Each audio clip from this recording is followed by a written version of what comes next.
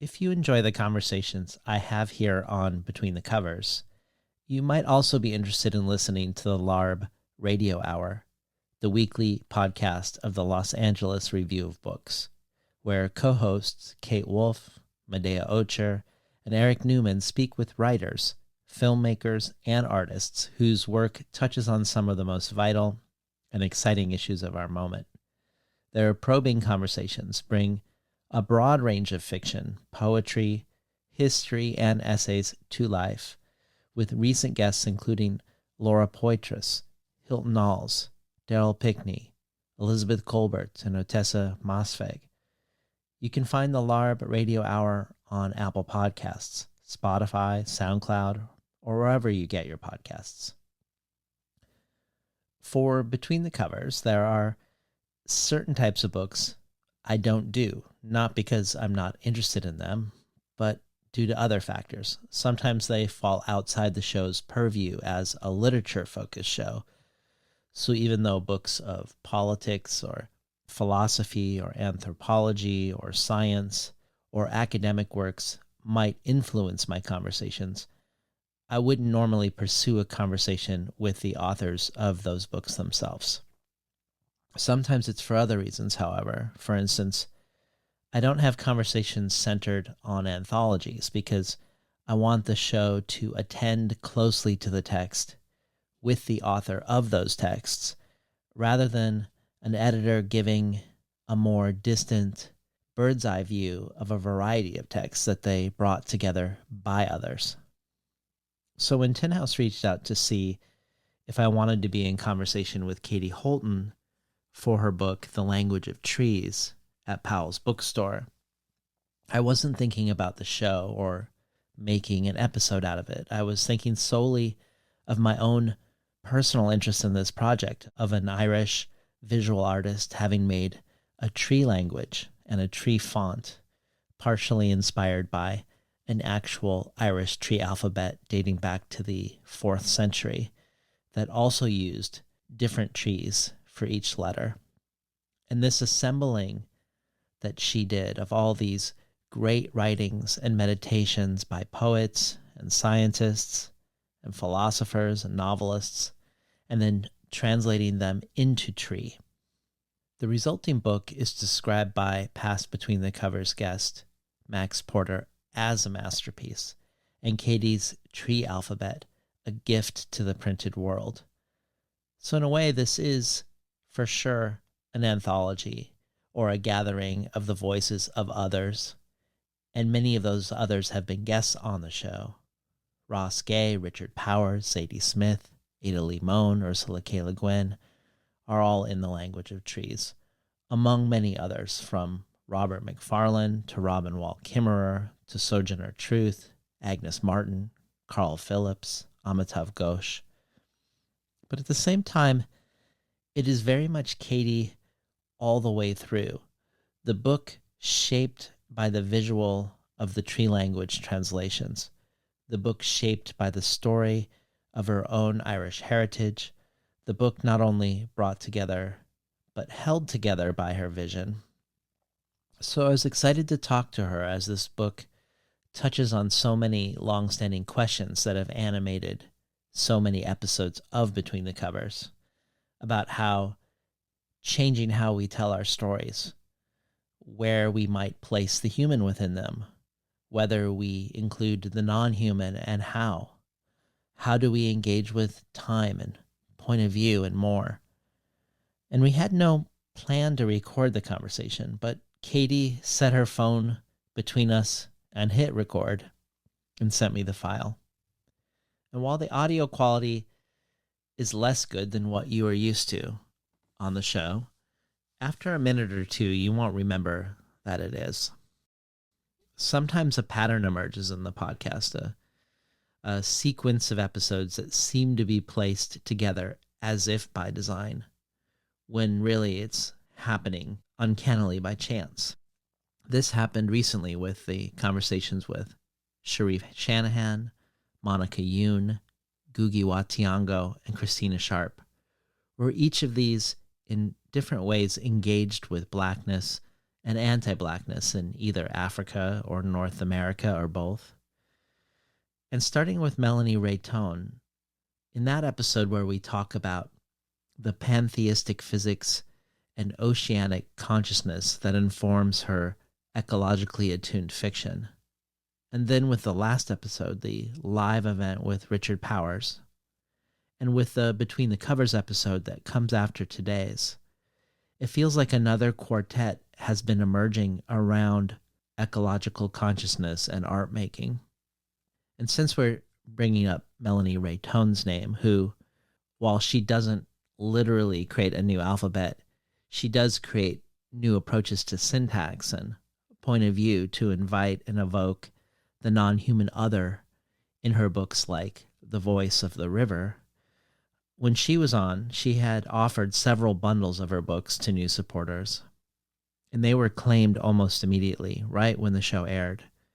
She noticed this, and the generous person that Melanie is, she just sent some more. So, bundle of signed copies of her books, The Voice of the River and Silence and Song, along with a signed copy of her story, Letters in the Snow, are all available again.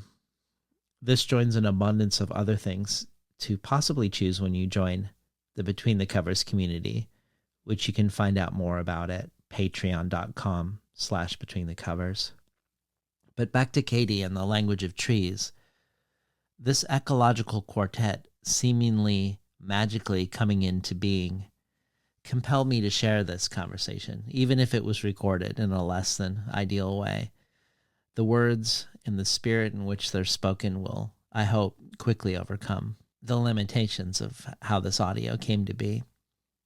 Nevertheless, for fun, I left in the water being poured into our glasses by Powell's staff, right next to Katie's phone as a signal we're about to begin. Oh, and I should also mention that at the end of the episode, it's going to sound like I'm asking the audience for questions, and we don't get any. But in reality, there was a Q&A. It's just that we never asked consent from the audience because we didn't know we were doing a podcast, and the audience wasn't mic'd in their answers. So in the end, we leave the last word to the trees. So without further ado, here is my conversation with Katie Holten at Powell's Bookstore in downtown Portland about the language of trees.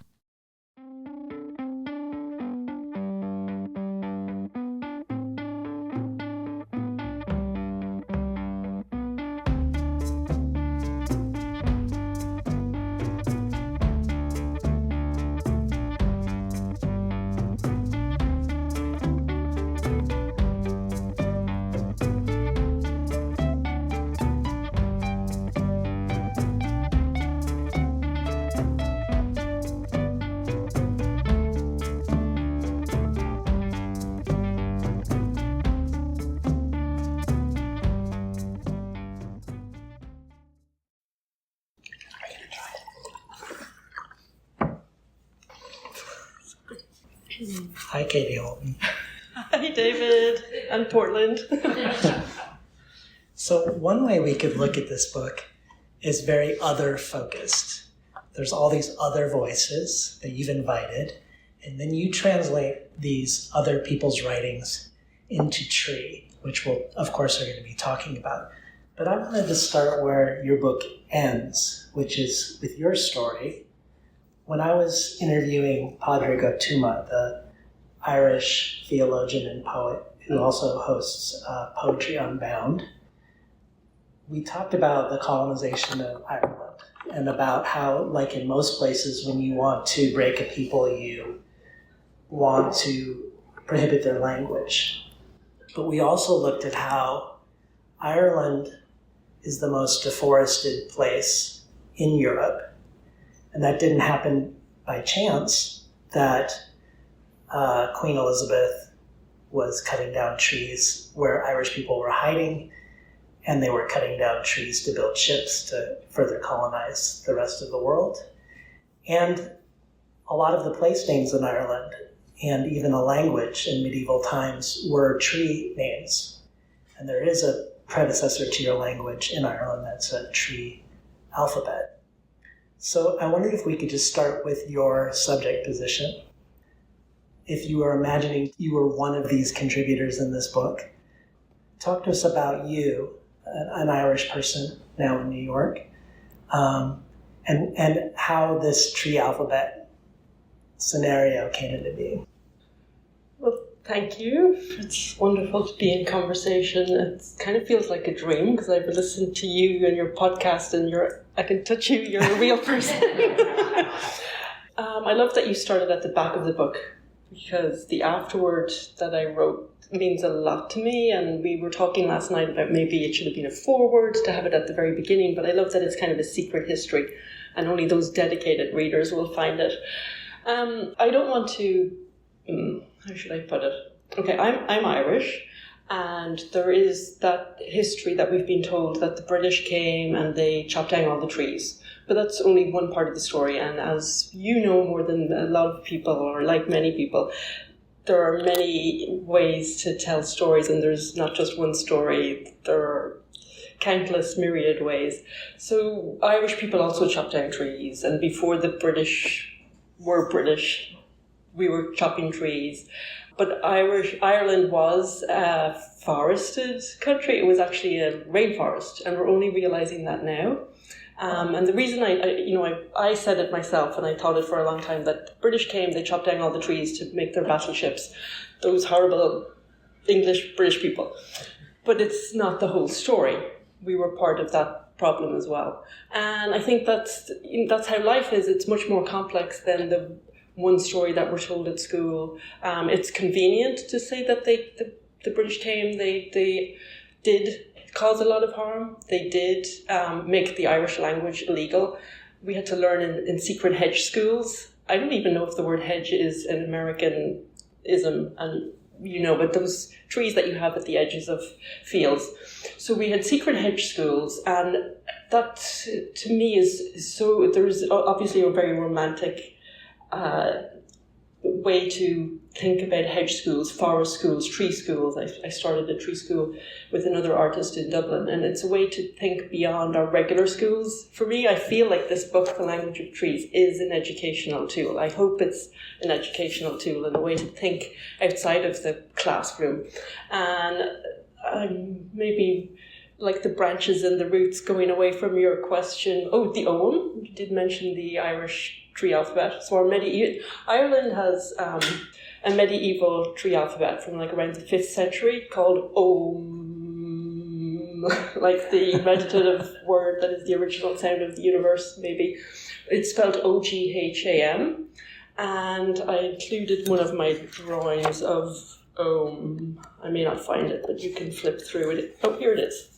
So this is actually the word Om written in English with ink, and as I wrote, I would fold the page over and press it like a pressed flower. So it ends up, maybe the words look more like insects or living beings, maybe like museum specimens.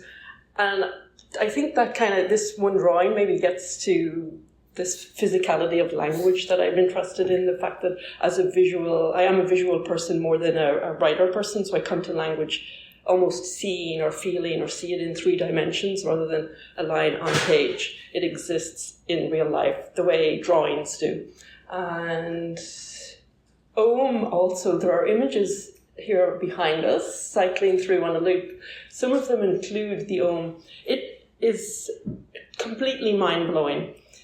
So it's 5th century medieval alphabet that's written the way plants grow. There's a straight trunk, central line, and then the lines branch off the way they do in flowering plants and trees. And it makes a lot of sense. When I realised this, it was during lockdown 2020 when I was researching the Irish tree alphabet, and I had grown up with Om. I knew the basics of it. The characters are based on trees, a lot of them. But when my brain slowly came to this realization, they drew it the way plants, because that's what they had. It was before we had buildings, construction, cities, the way we live now, and everything is so abstracted, and nature is in a box and humans are separate, even though we are in nature. And it just felt like this elemental like language is alive and living, and that's how humans felt it and communicated it. And so my Irish tree alphabet, which it's slightly confusing because I made the Irish tree alphabet after I made the original alphabet, the tree alphabet that I use in the book. So here's the Irish tree alphabet, and along the bottom of the image you can see it's very small. I was hoping to make this a full cycle of the Four Seasons font that you could type, because all of my tree fonts are available to download from my website, and you can type with trees. So when you type an A, an apple tree pops up. And I was hoping with the Irish tree alphabet that we could have the Four Seasons so they would bloom. My poor designer, Colm and Carlo, didn't have time. So maybe in the future. So here you go, you can see the Ogham. So you see, it's just like how a tree grows. That's language is alive. I want to ask you about image in relation to the word.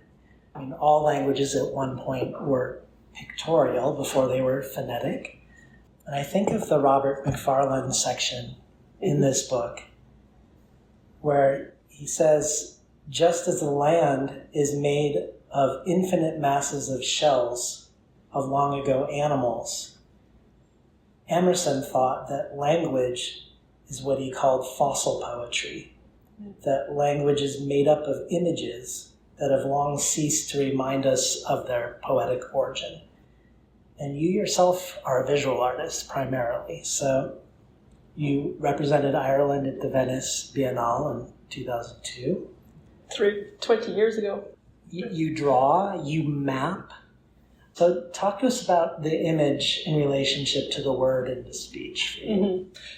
I grew up, I'm the eldest of 4 children. I grew up in rural Ireland. So I grew up, with my hands in the dirt. I was always outside with trees. My mum is a gardener, floral artist. So that cycle of life was part of me and who I am. And so plants, growing cycles was just something that I guess took for granted, but felt very connected to the outside world because that's where I spent my time. I'm much more comfortable outside with plants, with non-humans. Of course, I was never thinking about it that way. That's only something I've started to realize recently, the non-human. And then I'm Irish, so we have that baggage, the history of Irish literature. And I've always read. I was always obsessed. My dad had a huge atlas. I loved it. It had a big red cover. I would spend, it felt like hours, days, turning the pages, looking at the planet Earth and all the different countries, and I'd use my finger to drive. I'm going to visit all these places and walk all these places. And the reading of dictionaries, so the atlas was part of my collection of dictionaries, encyclopedias, trying to understand the world. And they're all black and white and they all have little diagrams, those kind of informative knowledge, books of knowledge. And I wanted to be part of this. I just loved it. I wanted to learn about the world. I wanted to be a physicist. But I was so visual. I was always drawing, I think, I'm told. In school, the nuns gave me chalk. We had blackboards, and I was the one who had to make the drawings and the diagrams. I was locked in the classroom during lunchtime while all the other kids were outside having fun playing, while I had to make drawings. And the ones that I remember are of the British coming in with their battering rams, knocking down our little huts that the Irish people used to live in, and then they would burn them, they would evict us. So those are the earliest memories I have of school and learning. It was visual. And I guess I'm just one of those people who sees the world, asks questions, but it is in a visual way. I'm maybe a frustrated writer because when it was the time to go to apply to college, I really wanted to do it. I love English language, but my English teacher was really not a very nice person and told me I couldn't write. The same way this choir teacher told me I couldn't sing. So I should never sing. So I don't even sing Happy Birthday. So I think that's why maybe going back to education, what you say to children really matters and how you teach them. And I think a lot of our friend Tony Fair, an incredible artist who very sadly died recently, but he told me a story when we were driving through Kansas of a teacher, and it was a memory. He was in his 50s, 60s when he told me this story, and he still remembered it viscerally. The teacher told him that he was drawing wrong.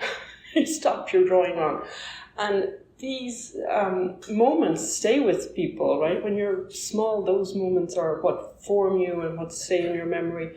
And this is a long way round of saying, I don't know, maybe, why I'm more visual than language, or where they merge and meld. But I am actually, it's not really answering your question, but I'm currently translating Ulysses by James Joyce into the Irish Trees font, and hoping that by Bloomsday in Dublin, because the Irish UK edition of the book is coming out in June 15th, which is the day before Bloomsday, so we're going to have a celebration of the Ulysses in trees. So, yeah, I'm not really answering your question, but we could have a whole other conversation about language and visuals.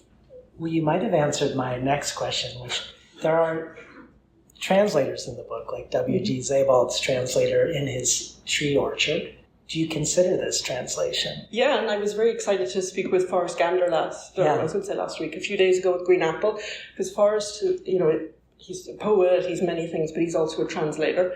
And this act of translating, I think I mentioned during that conversation with Forrest, Jennifer Croft has talked about, and others have said that translation is the most intimate form of reading, because you're looking at each word. It's almost like you are in, those drawers in a museum. You open them and you can see the specimens and you can take them out, and each word has other meanings and other ways. Like it is like language is alive, and how you turn it and what word is beside it changes how that word is. And like, where do you even begin? It's so complicated. It's almost impossible if you think about it. How can you translate something? And so that's why it seemed completely obvious that I had to make a tree alphabet, because then you're going beyond this English language, which was beyond me. I was the failed writer who couldn't use the language. That's what my English teacher told me. Don't write, you can't write. So it's like, okay, I'll forget about our English A to Z and I'll just make a whole new one and make up the rules, because artists can do that. We can just make up our own rules and create a whole new world. Should I mention Ursula K. Le Guin? I think so. The word for world is forest. She's inside of me all day. I'm really lucky to be able to stay in the Tin House lodging. Thank you, Tin House. It's so beautiful. Which has it's just a few blocks from an entrance to the Forest Park. And Theo Le Guin had kindly sent some words on what inspired Ursula, the walks that she did, Forest Park. So I thought, there's one thing I get to do in Portland. Okay, I have to come to Powell's. This is a dream. But I have to go walking in Forest Park. So it's very difficult for me. I have long COVID. Dysautonomia is what I've got. It affects my autonomic system. So walking is challenging, and breathing. My system is broken, so my heart rate and my breathing is all broken. But I did it. I went for an incredible walk. The rain stopped and the sun came out, and the trees, the forest was... And I couldn't stop thinking about Ursula. I've been rereading your book, The Conversations on Writing, which I have in my bag. And the word for world is forest. It's a title of one of her books. What else can I say? That is, for me, it says so much. Just that title. Those words. Well, since you brought her up, one of the things that she argued through her career was that all fiction for most of history was fantastical fiction or imaginative fiction. So Beowulf and the Odyssey and Hamlet, Don Quixote, until around the Industrial Revolution, which is when realism and the steam engine both appear, and she wonders if they're related to each other. But one of the things that I think your book does that also happens in fantastical fiction, in contrast to so-called realistic fiction, is there's a lot of things in the story that are not human, not just as a decorative sort of thing, but the scale of what is human is different in a fantasy. And then you have questions of other creatures living on other time frames, right. Or with a different intelligence, whether those are invented creatures like a dragon or a tree. But your book is certainly putting us in relationship over and over again with beings that are not human. Mm-hmm. That's not really a question, but maybe it provokes some thoughts. Well, the tree alphabet gets back to what I was trying to articulate with the need. It felt like an urgent need. I had to make this tree alphabet. And rereading today, I reread some of that book where Ursula mentioned the animals. She mentioned animals, but I think plants as well. There's a sentimentality that's seen like in the real literature world. If you have animals, plants, it's sentimental, and sentimentality is, what was the word she said? Death. It's like the worst thing that you can do is be sentimental. And there was a flood of memories, and I chuckled and I, laughed out loud, because when I had the idea to make this book, which at its heart was a book called About Trees that I made back in 2015. And I don't know if we'll have time to talk about all of that, but when I had the first realization to make a tree alphabet, it was like 2:00 in the morning when I was supposed to be asleep. I hopped out of bed because I saw instantly a blank page and the trees, the characters appeared. And I realized the tree drawings that I had been making were the characters and they could communicate the A to Z. And at that moment, I realized this is the book. I saw, it was much smaller. There were only going to be 3 authors, Rebecca Solnit, Tacita Dean, the British artist, and I thought I'd have to write the alphabet. So it was going to be a very slim little book with this tree alphabet. But I wrote to my brother, John, who's a writer and had the press, Broken Dimanche Press in Berlin, and we wanted to make a book together. And I gave him the outline. It was 2:00 in the morning. I wrote that email and I said, but it's maybe kitschy. And I used that word cheesy or kitschy. But as soon as I read that, what Ursula said to you about sentimentality, I realized, obviously she was the wordsmith and she had the words and she was able to use that word sentimental, whereas I used the wrong word, kitsch. But that's exactly what I was worried about, working with trees, having a tree alphabet, that people would dismiss it as, oh, it's very girly, she's a tree hugger, and we'll put that over there in that corner. And I think it's so true. It almost scared me away. I almost didn't send that email and I almost dismissed the whole idea and said, but it was so strong I had to do it. I could feel like the book made itself in a way. Well, the short version of my next question is, why trees? And the long version is, when I was in conversation with Richard Powers, he said that trees have been invented at least 6 different times in history, independent from each other in evolution. That clearly the insistence of nature continuing to reinvent the tree means there's something particular and special about the tree. And he expressed a lot more faith that trees will be here in a millennia from now than humans. In your book, Richard Powers says, this is not our world with trees in it. It's a world of trees where humans have just arrived. So in light of that, I'm curious for you, why trees and not birds or whales or glaciers as your alphabet? Well, I did make a stone alphabet that Emergence magazine has shared, but the trees, there's a short answer in that I had started drawing trees when I moved to New York in 2004, almost 20 years ago, right after I worked on the Venice Biennale. I went to New York on a Fulbright to research our relationship with nature in the city, and I figured you needed to be in a city to look at nature. So it was this problematic word, the fact that you have a word called nature that automatically then separates us from it, even though we are it.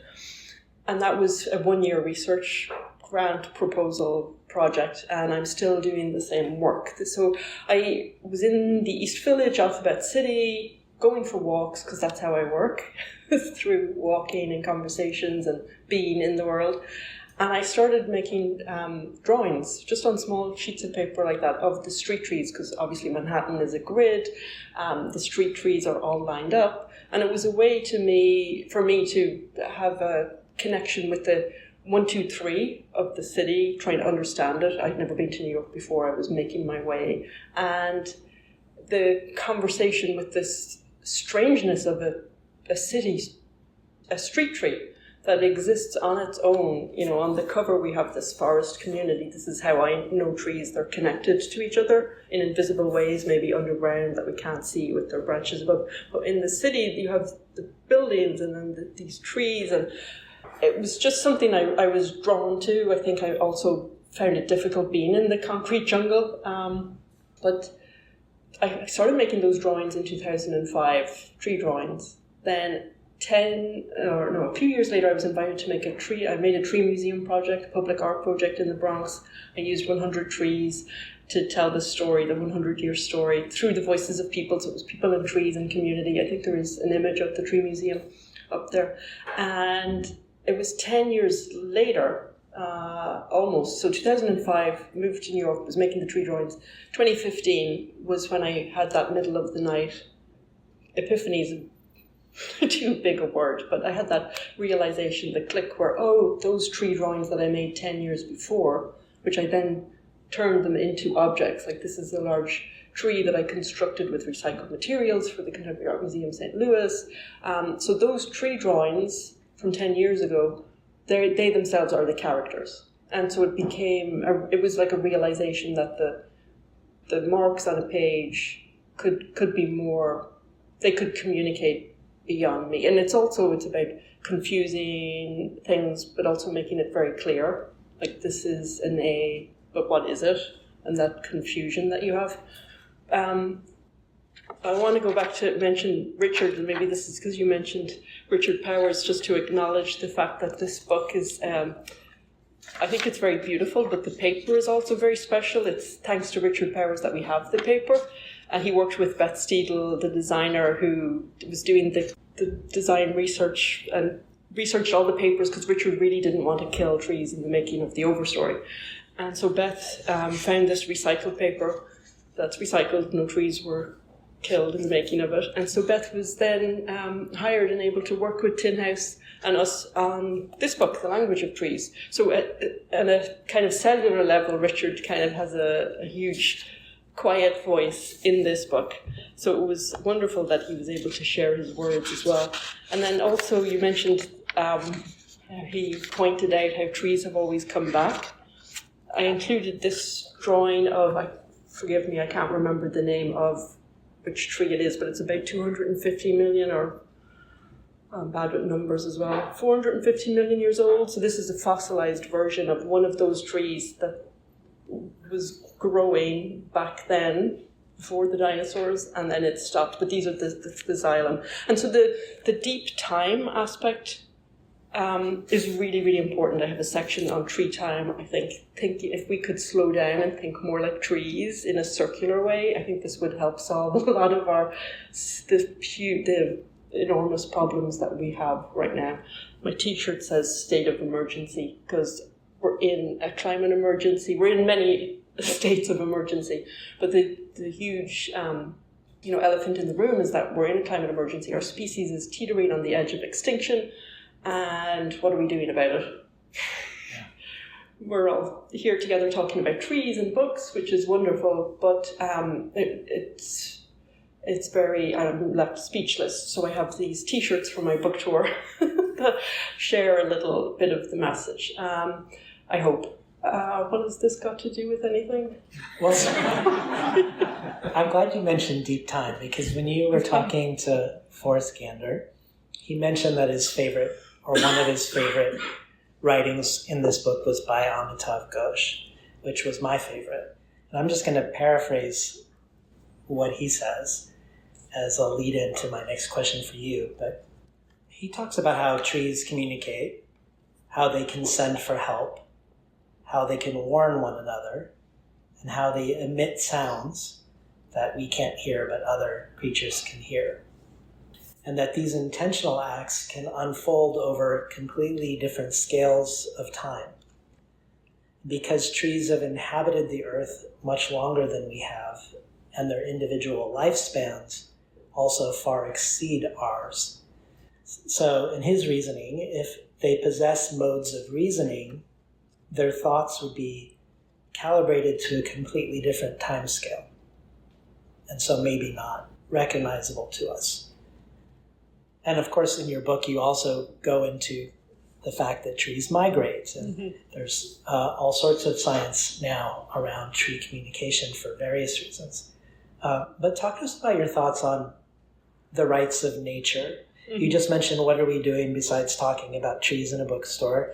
You're involved in a lot of work in the world, and one of those things you're involved in is around the rights of nature. So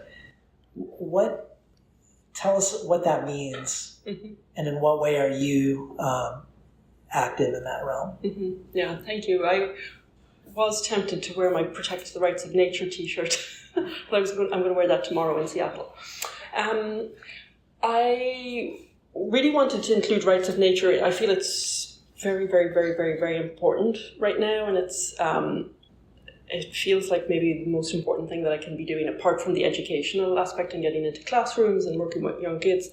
And I tried to include rights of nature in the subtitle, but it doesn't roll off the tongue, so that didn't happen. And we have the word rewilding, which is related to it. Rights of nature it goes back to what I mentioned earlier about how nature separates us.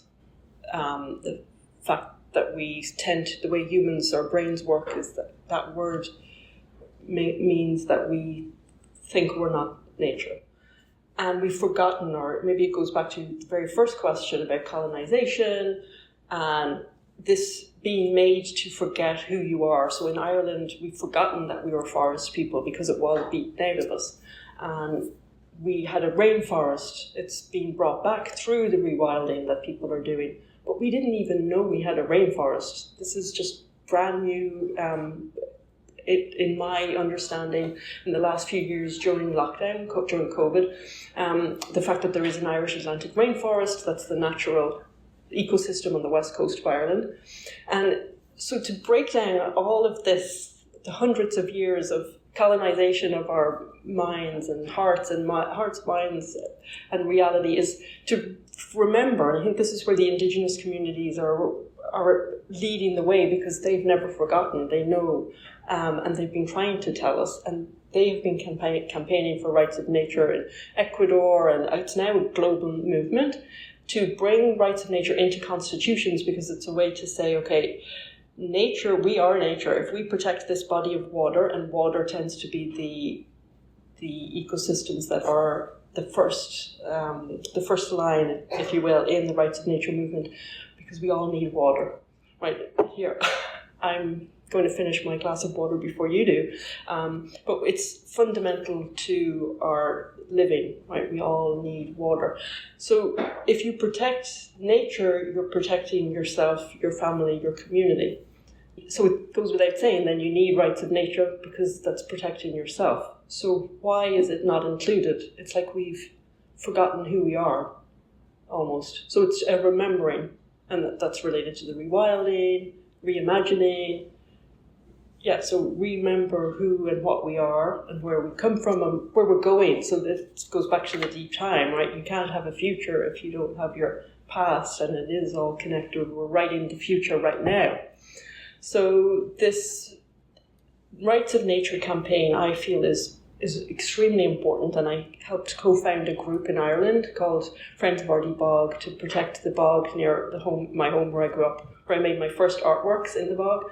And I was campaigning for the rights of nature to protect the bog, which protects the community. And I got in a very uncomfortable situation where one of the new members felt very strongly that it was not needed and not wanted by locals, and it was going to scare them, and I had to step away and stop working with the group, and it's been very difficult emotionally, mentally, physically for me. And coincidentally, I don't know if maybe there's no such thing as coincidence, that happened last Earth Day, last April, and then 2 days later I tested positive for COVID. So are there witches, or is there voodoo going on?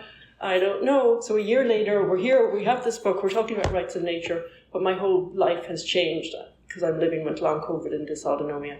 And it's, to me, I don't want to be too mystical, because I know there are shops around here where you can buy crystals, and we just drove up through California, lots of crystals. But there is definitely to me, it feels like it is all connected. the breakdown in communication where I couldn't even speak about rights of nature. I was told, no, we can't even mention the climate emergency. We can't talk about climate strikes. We can't have these conversations with the students. Just thinking about it now makes me so sad. I'm also angry, but really, really, really sad because we couldn't have these conversations at that level with my neighbours. We love this landscape at our home and we're trying to protect it, and that's why we came together as a group. It was very powerful and beautiful. But there was this breakdown, and that shows at the scale of our species on the planetary level, what a difficult dilemma we're in if we can't communicate and move forward. So hopefully by talking about it, right, I'm hoping that the book is one way I can throw something out into the world that will maybe hopefully snowball, and we can have these conversations and something beautiful will come out of it, out of all that ugliness.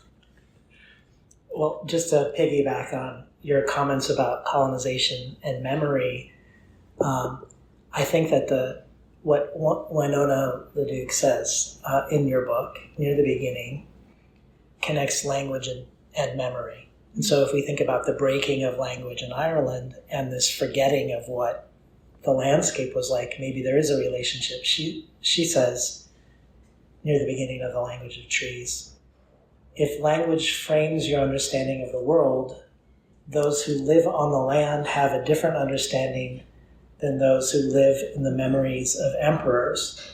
There's no empire in Crater's time. But I wanted to stick for just one more moment with activism.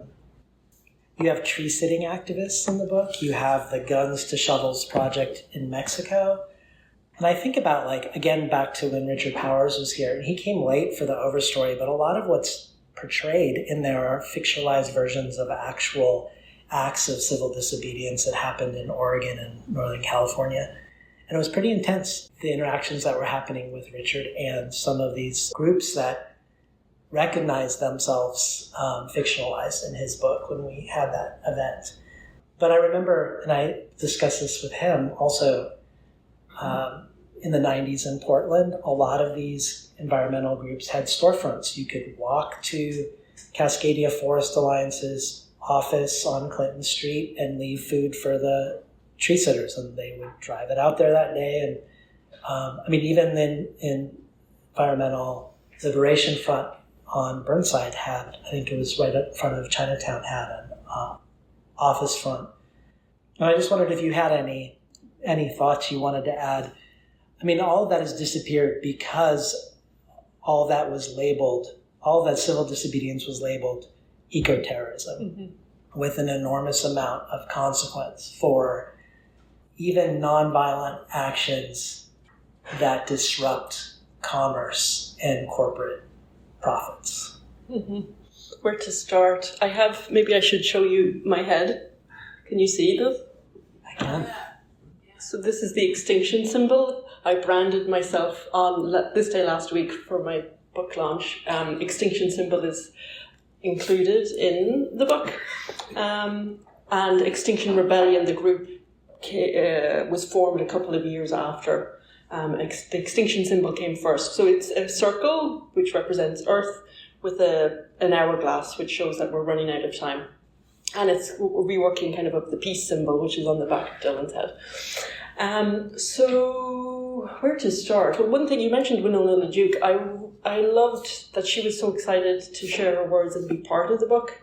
And to be able to open the book with her words, for me, was really important, because she talks about this calendar that I grew up with, how wrong it is, the maple trees and the sap and that relationship. So I just felt like it was so, to me, it felt very appropriate as an entryway into the language of trees. And then the activism, I did not know that. I hadn't heard those stories that there were actual storefronts or offices where you could go and donate. I was in the middle of rural Ireland. I didn't know much about anything. So my knowledge of America is Dylan will tell you, there are things I know, and then there are most things I don't know.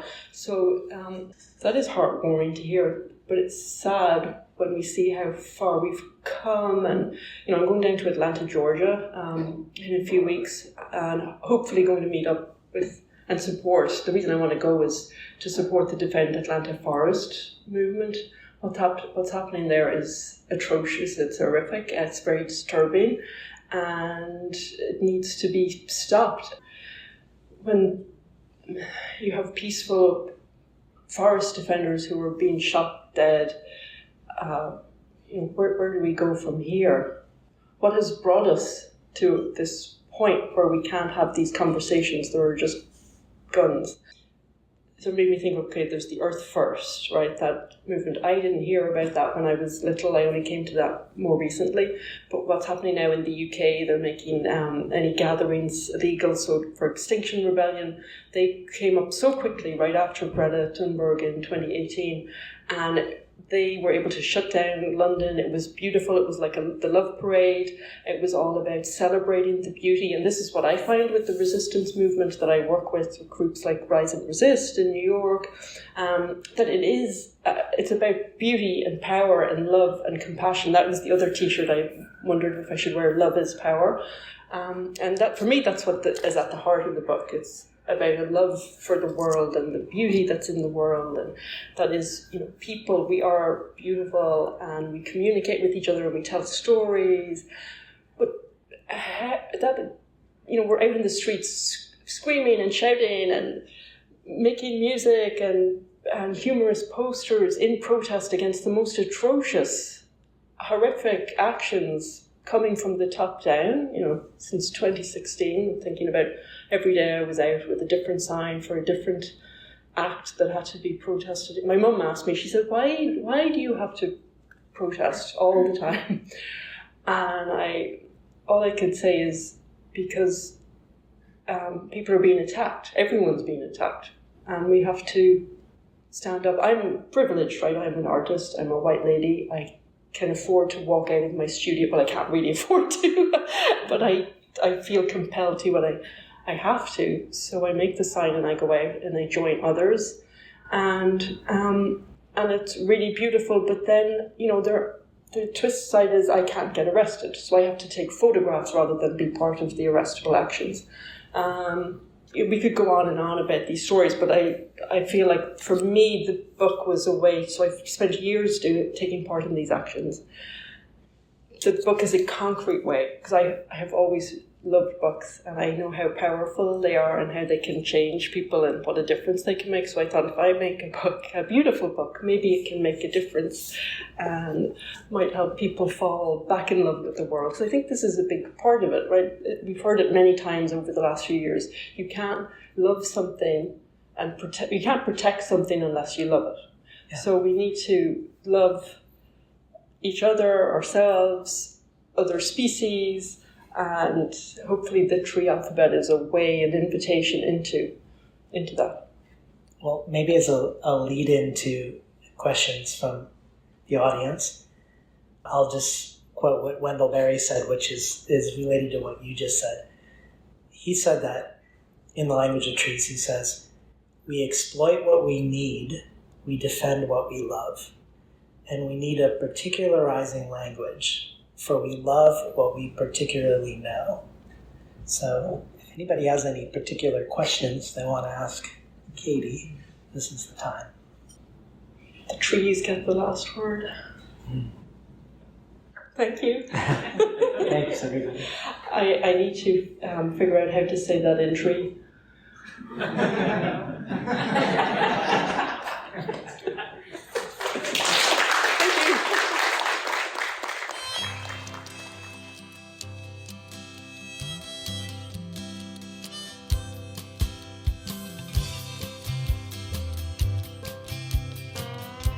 Today's program was recorded at the volunteer-powered, non-commercial, listener-sponsored, full-strength makeshift home office of me, David Naiman.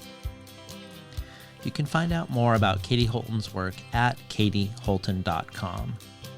If you enjoyed today's conversation, consider joining the Between the Covers community as a listener supporter.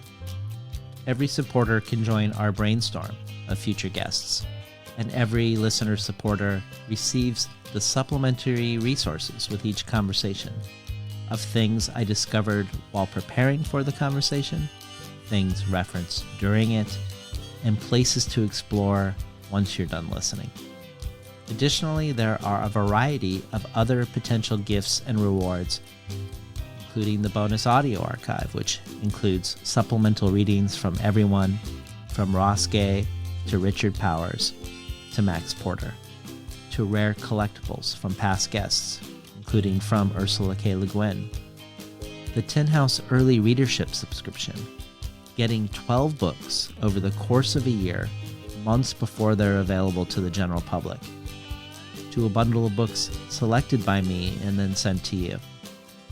You can find out more at patreon.com/betweenthecovers, or if you prefer a one-time donation, you can do so by PayPal at tinhouse.com/support.